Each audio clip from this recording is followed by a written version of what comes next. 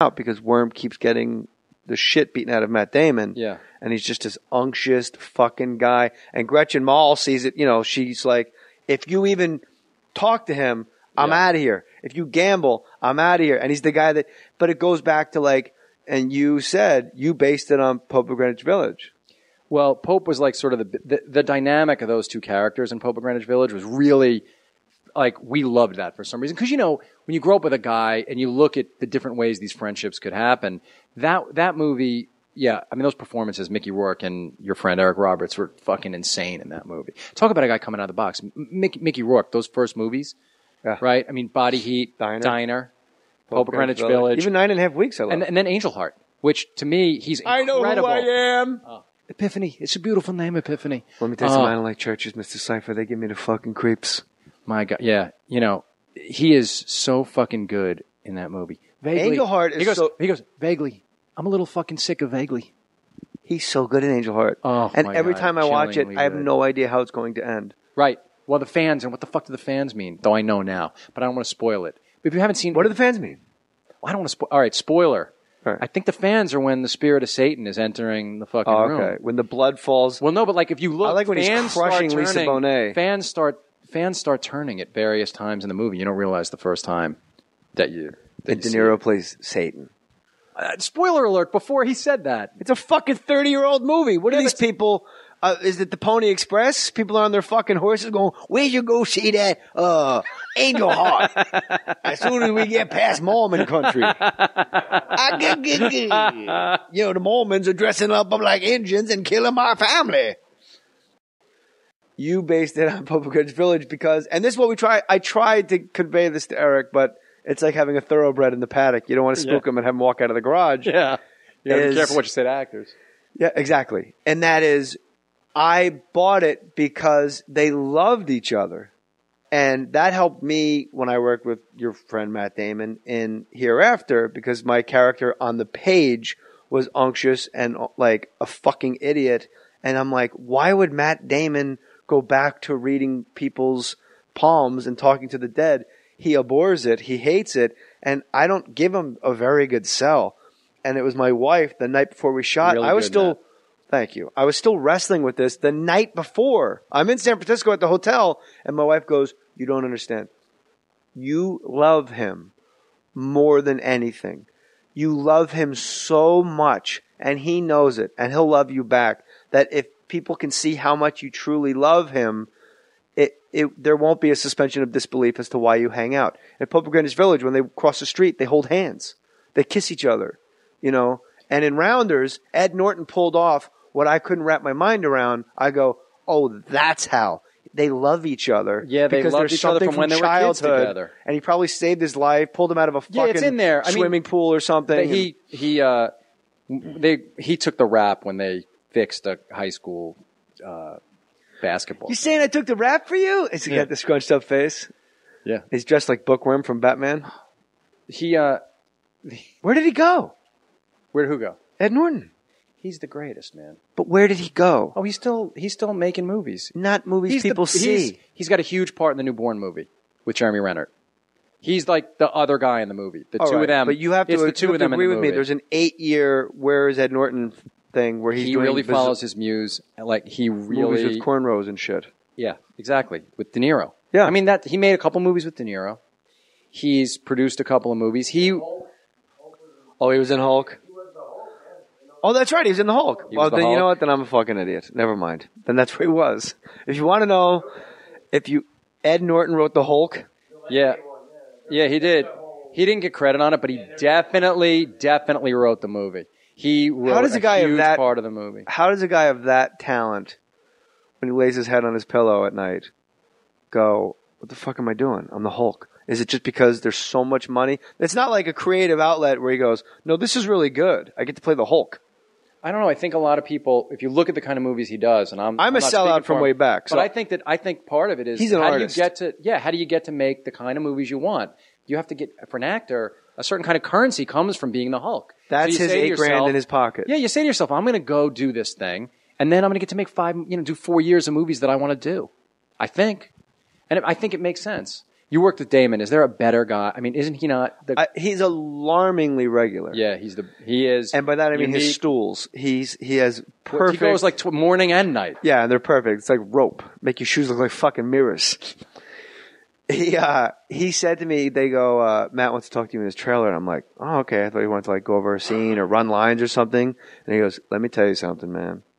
Enjoy this. And I go, all right. Like, it's a little weird. I thought it was a little weird. In a trailer in like downtown San Francisco, cars are whizzing by. You're like, all right. And he goes, no, I'm telling you why. Because I know you're here for 2 weeks, but I guarantee you he's going to wrap you out in about 4 days. And you're going to be on the 5 South going, what the fuck just happened? Because I just worked with him twice. It's going to go so fast. There's no one better. So moment by moment, just have a great time. That is great. Just have a great time. First day of Rounders, it was our first movie.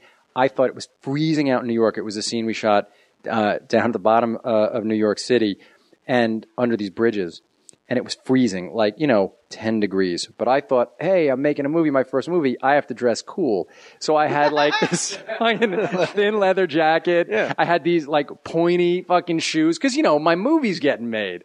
And I go down there and I'm trying to act complete. Like, I got the thing and I'm like the writer. I practically had a beret. I didn't, but I practically had a beret on my head. Clove cigarette. Yeah, exactly. And I'm walking around like that. And I guess Matt out of the corner, we didn't know each other. I knew Matt for a month at that point, but not really.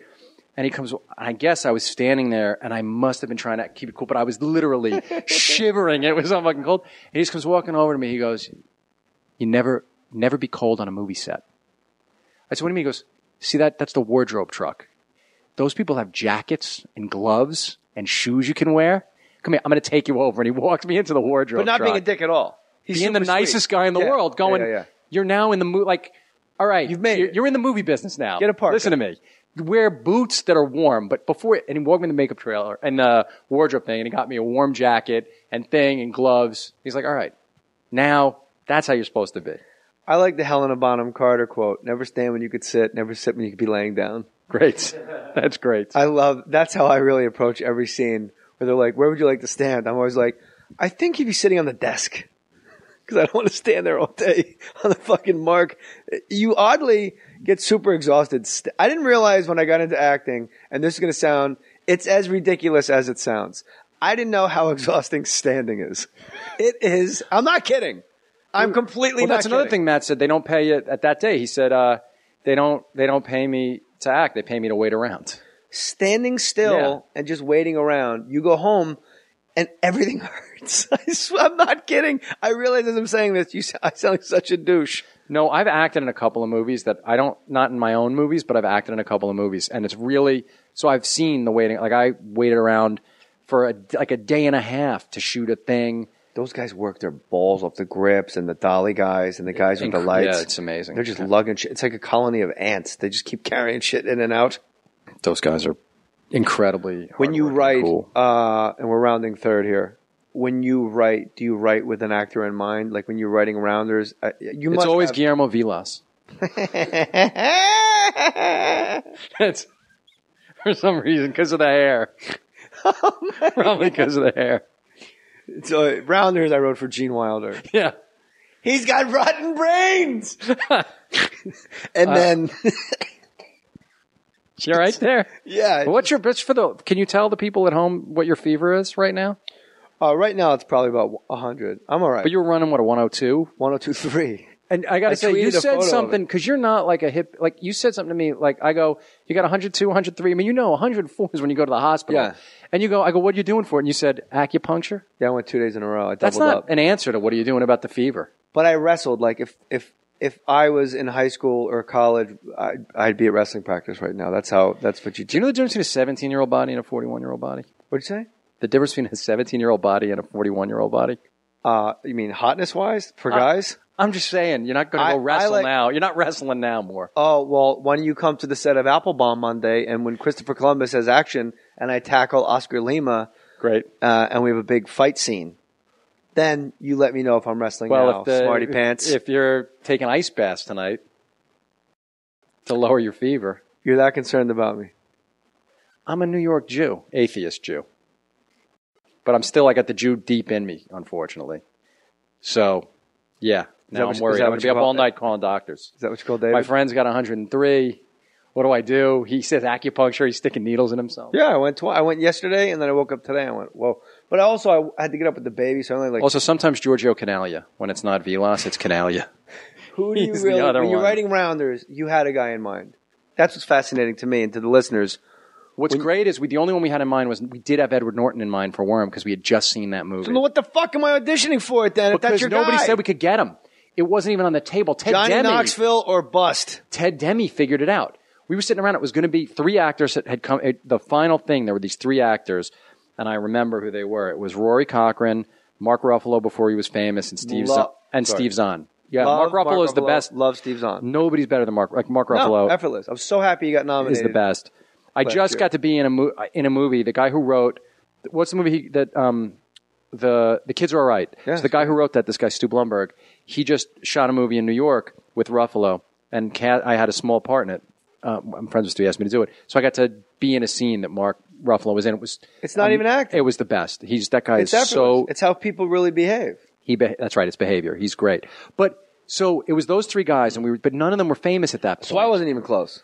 You didn't make that final cut of 3, but it would be like on Last Comic Standing. It was like you got past New York, but in the first Hollywood, no, in the first Hollywood round, I wasn't even. Ant voted you off after the first Hollywood round. Ant didn't think he didn't think you were funny enough. But was I in the 10? No. Oh, okay. No, you might have. Yes, I knew. Here's the thing. I knew that you would audition, and you did really well. I did know that at the time. So yeah, you were somewhere in it, but it got down to those 3 guys, and they weren't famous. And we were watching the tapes together. It was Teddy, the director, John Dahl, all of us, and Teddy went, we got Matt Damon, who's about to come out in Good Will Hunting. We got Turturro. We got Malkovich. What the fuck are we fucking around for? Like, let's go after a movie. Who would you want if you could have anybody? And Levine and I said, well, Edward Norton. And like the whole room laughed. And everyone went, that's ridiculous. He's not playing second banana because Matt's movie hadn't come out yet. To a guy who had one good scene in a Meg Ryan movie. Right. He goes, so what are you going to do? And Teddy said, I'm going to go get this fucking guy in the movie. And he just went and did it, because he was so great he called, got it to Norton. Norton read the script and said, Dave and I flew out here, met him. And he wanted to make sure that we really knew about poker and it wasn't bullshit. The script, that it was real. We spent one night talking. We took him to Hollywood Park to play cards. So I played poker and he watched me play cards. You were the only non-Asians in the place. But at that time, it was like even the top room there. I remember, I think I won that night in front of him. You want to win in front of the actor for sure. Yeah. And as soon as I knew I won and played for an hour, he walked out and he said, okay, I'll do the movie. And then he came and did it. So once he said he'd do it, it was over. I think if we thought of anyone for the main part for Mike, it was probably young Tom Cruise, but he was already kind of too old to play it. And we knew he wouldn't do a small movie like that. Because, we had no idea it would have the cult. We just wanted to make a movie like Diner. In our minds, it was just Diner for our generation. We wanted to make a movie that people would quote the way we grew up quoting Diner, which was my most quoted movie when I was a kid. Yeah.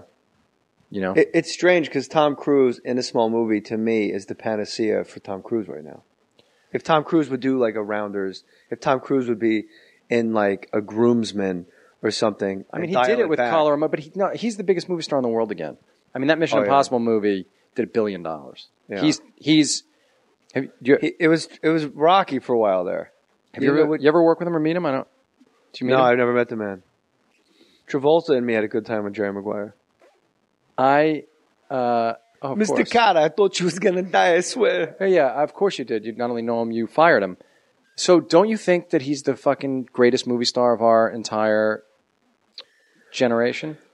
Brian, you have to realize I've worked with the biggest movie stars of our generation in their worst movies. And Tom Cruise is the one where it was a movie the size of the guy. With like Pacino in Simone, Eddie Murphy in Pluto Nash. Funny. Like you couldn't fucking rewind a year and put me in the clumps. I could have been Larry Miller. Yeah, because to me he is that Matt guy. Damon in Hereafter. I mean, Cameron Crowe is one of my all-time. I mean, I'm a real fan. When I wrote Solitary Man, because that was the one that I wrote alone, I wanted to send it, and Dave read it and said, like, this is great, let's make the movie. But I had to send it to a couple of people who'd be objective. I knew Dave would say to me, so I sent it to Cameron, and he was incredibly nice to me. It took time. I just think he's the best. So Jerry Maguire really killed me on every level.